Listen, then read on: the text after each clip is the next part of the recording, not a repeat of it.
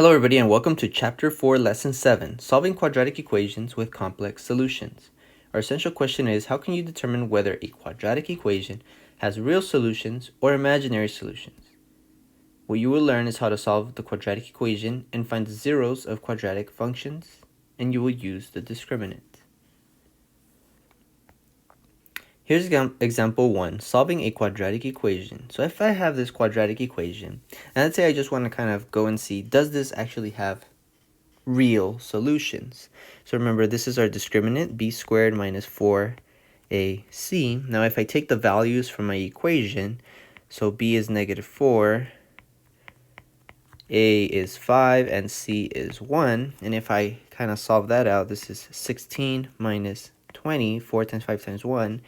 If I subtract 16 and 20, I get a negative 4. So if we remember, that if the discriminant is negative, we would put down that this has no real solutions. Right? But now that we know about complex numbers, we can actually find a solution to this quadratic equation that are going to be complex. Okay, so let's keep that in mind. The discriminant was negative 4, so we don't have to do that math a little bit later. All right, so if I use my quadratic formula, x is equal to negative, let's already start filling in, negative b plus or minus the square root of b squared minus 4 times a times c, okay, all over 2a. All right, so let's fill in with the values from our equation. So I have negative b, so negative 4, plus or minus negative 4 to the power of 2, plus minus 4 times 5 times 1, all over 2a. Okay, so we have this. So let's go ahead and simplify on our next step right here. So I have x is equal to positive 4. So negative 4 becomes a positive 4, plus or minus the square root. And then we've already done this discriminant. Remember that we solved it before. We did the quadratic equation, and I found out that it was a negative 4, right? I did all the math, and I showed that the discriminant was negative. That's what that is. All over 10. Okay, so this is our value here. So now what I'm going to do is I'm going to take the square root of negative 4, which by using complex numbers, I know that that's going to be the square root of negative 4 times the square root of positive 4 times the square root of negative 1. And I know that that's going to give us 2i. So I'm going to go ahead and take that down right here. X is equal to 4 plus or minus 2i. Yeah, I'll put that in a different color. Over 10. So this here becomes 2i. Right? So now this is a complex number. Now there is not much that we can do here to simplify or to get like a more simplified answer, other than noticing that 4, 2, and 10 are all divisible by 2.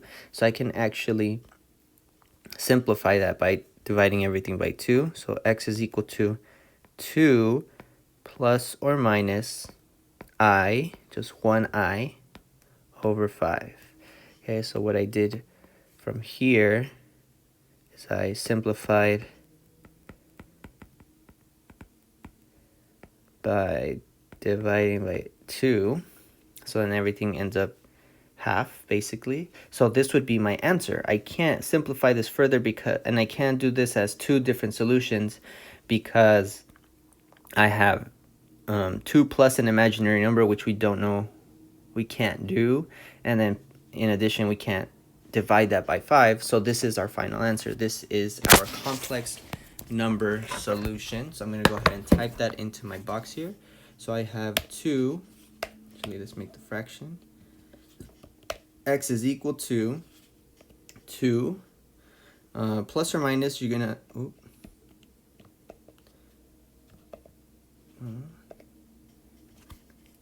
you're gonna copy and paste this little thing right here.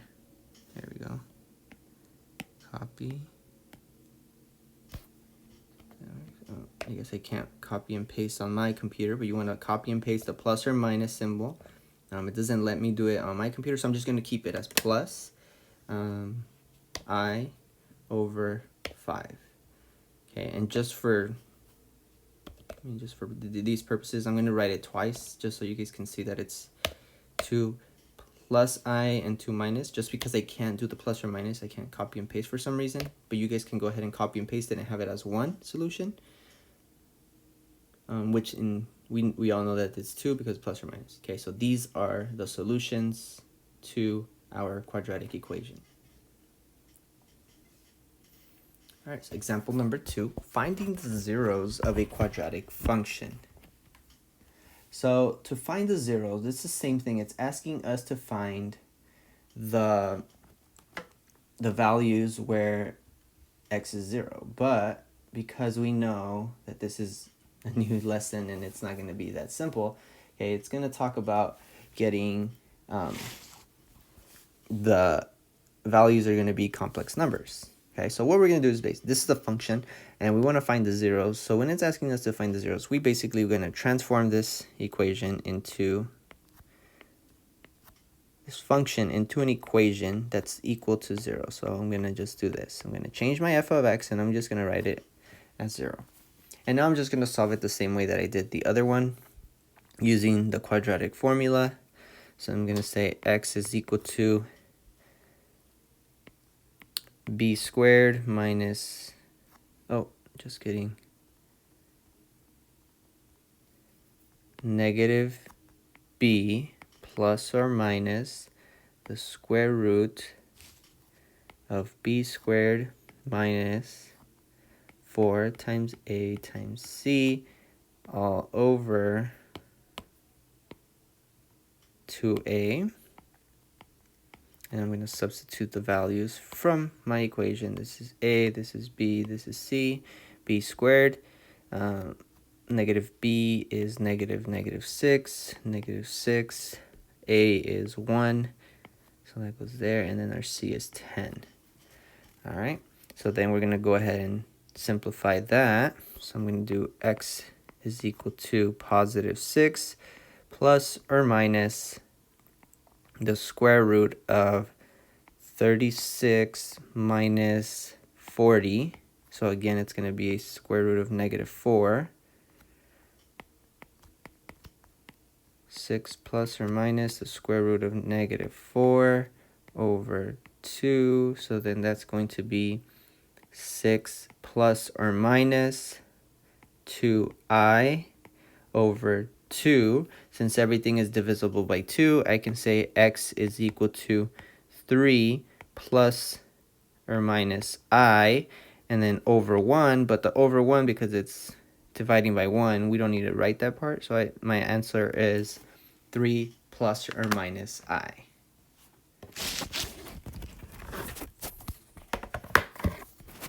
So x is equal to 3 plus I, and x is equal to 3 minus I. But again, you can write that together if you're able to copy and paste that plus or minus symbol.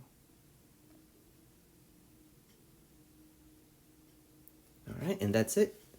That's the end of the lesson. You should have learned how to find the solutions of a quadratic equation and how to find the zeros of a quadratic function.